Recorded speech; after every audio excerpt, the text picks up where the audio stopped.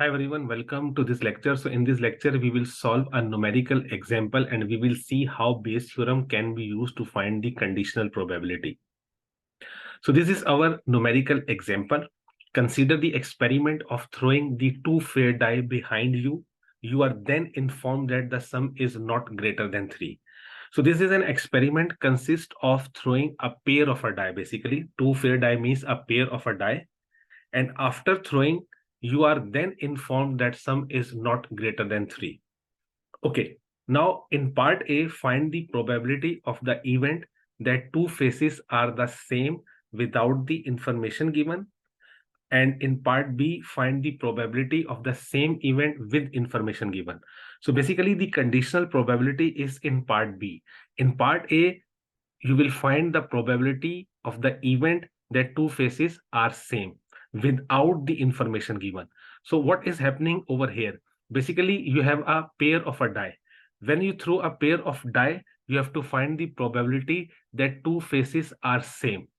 You do not have been given the information that the sum is not greater than 3. You are only given the information that the two faces are same, then find the probability.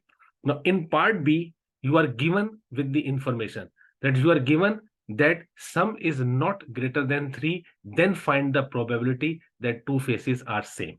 So here you have to find the probability without being conditioned on the information, and here you have to find the probability with the given information.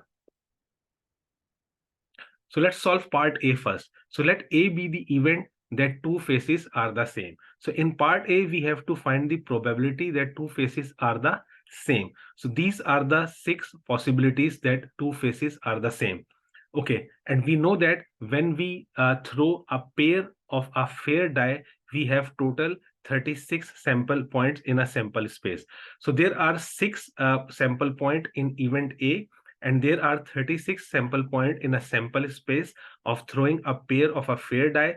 Therefore, the probability of A is 1/6.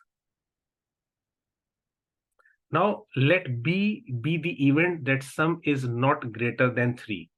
So the probability of event B is 3/36 or 1/12, because there are only 3 sample point in the event that sum is not greater than 3, and these are 3 sample point.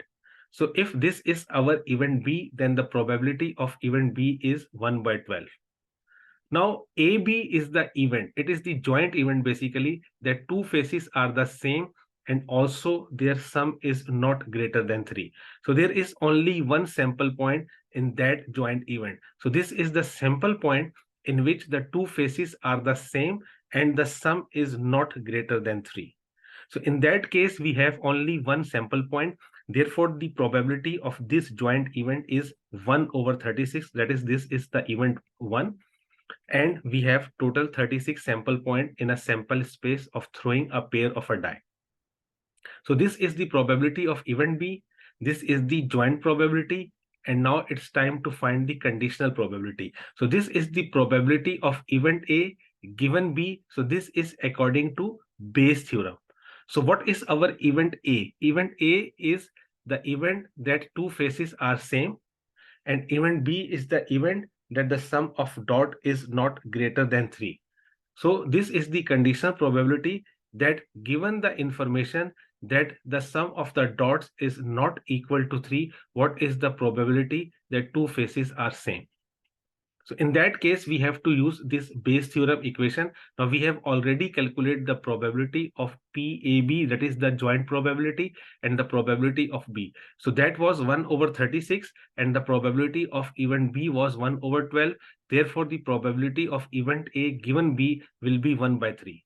Now note that the probability of the event that two faces are the same double with the given information. So that conditional probability or that posterior probability is greater than the prior probability or the probability of event A without being conditioned. So this is 1/6. That is the posterior probability. And this is now the posterior. That was the prior probability, and this is the posterior probability. And we can see that the posterior probability is double than the prior. That is the probability of the event that two faces are the same, double with the information given. So I hope you understood this simple example. Thanks for listening, and I will see you in the next lecture.